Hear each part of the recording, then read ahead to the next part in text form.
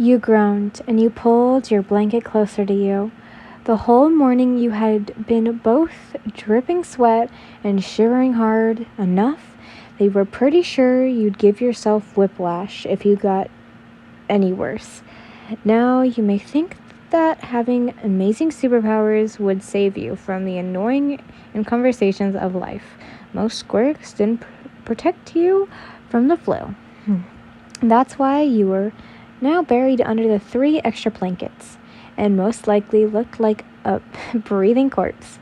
Right as you started about another round of sneezes, you heard an uncertain knock on the door of your dorm. "It's open," you say weakly as you reach for the box of tissues you had placed near your bed. The door opens slowly to reveal a worried Tododroki holding a plastic shopping bag and a thermostat. What? He took a few steps into the room and closed the door behind. Before commenting on your commenting on the "you're sorry." "Thanks," you muttered, rolling your eyes and sitting up. "I have near dead in fashion now." He rolled his eyes as you sarcasm and took a few more steps, finally walking over to your bed, where you were now sitting up, looking at him. "What you got there, Toto?" "I heard you were sick, so I brought you a couple of things." Admittedly, some of our other classmates pitched in a few little gifts too. "Really?" He nodded, setting down the bag next to you on the bed and the thermostat on the little table next to you, where you had put your tissues. He started to unpack the bag, setting the few new tissue boxes next to your nearly empty one, along with a box of cold and flu medicine. "Uraka told me to bring you this. By the way, she went with me to the convenience store and thought you'd love this," he explained as he handed you a little stuffed favorite animal. Something about the way he glanced away from your eyes as he handed it to you made you wonder if maybe it wasn't Uraka who picked that out. "Well, tell her I said thank you." He laughed lightly, trying your best not to throw yourself into a coughing fit.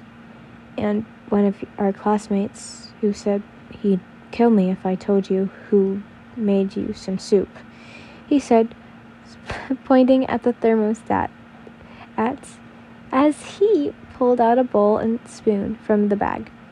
"Do you want some right now?" As you thought about it, you realized you hadn't eaten much since you had gotten sick. Maybe a little bit of taste, but other than that, you hadn't really felt that need to make anything, just as you thought that your stomach had growled loudly. "Yeah, I'll take a little bit of soup." He nodded and poured a little bit of your favorite soup into the bowl and handed it to you. As you took your first spoonful of the soup, you realized how cold it was. You shook your head a little as you realized that it must have been made that night before. Leave it to Bakugo to pull out cold soup in the thermostat. "It's cold?" "Yes, I guess he probably didn't have time to make it this morning before class, so just made it last night." Here." He gently took the bowl away from you, holding it by the top of it, with a few inches above the soup. Slowly his hand began to spark and heat up. In just a little bit, there was a tiny bit of flame on his hand. You memorized by the dance of the little flames across his hand as he heated up the soup until it started steaming. He handed it back to you, and you smiled a bit. You started eating it, suddenly feeling a bit better as you got a little bit of the warm food into your body. The warm feeling in your stomach as you ate finally started to slow down the swelling. "How are you feeling?" "Like dead," you muttered, your smile dropping a little as you replied, "I hate being sick. I mean, if the coughing, sneezing, and shivering wasn't bad, I hate that I have to miss all this class. I mean, now, how am I going to keep up with all of you if I miss a week of school for getting sick? Deku basically takes out 3 villains in 1 week. I can't compete with that. He laughs at that. A laugh that never fails to make you feel a little better, partly because of how rare it was to hear him laugh like that. I don't think most of us can keep up with him. I mean, with all that trouble he gets into on the daily basis. I'm not sure I'd want you to keep up like that. Yeah, I guess. You can't help but laugh, a little remembering some of the less terrifying antics that Deku had gotten up to.